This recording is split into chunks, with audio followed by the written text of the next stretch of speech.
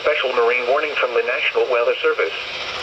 The National Weather Service in Chicago has issued a special marine warning for nearshore waters from Winthrop Harbor to Calumet Harbor, open waters from Winthrop Harbor to Michigan City out to Mid-Lake until 11 p.m. At 8:06 p.m., strong thunderstorms were located along a line extending from 7 nautical miles west of Fox Point to 53 nautical miles west of Pleasant Prairie to 79 nautical miles west of Winthrop Harbor, moving east at 55 knots. Hazard, wind gusts to nearly 50 knots and small hail. Source, radar indicated. Impact, small craft could be damaged and briefly higher winds and suddenly higher waves. Locations impacted include Winthrop Harbor.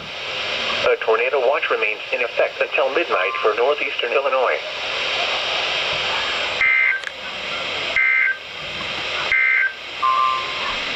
A severe thunderstorm warning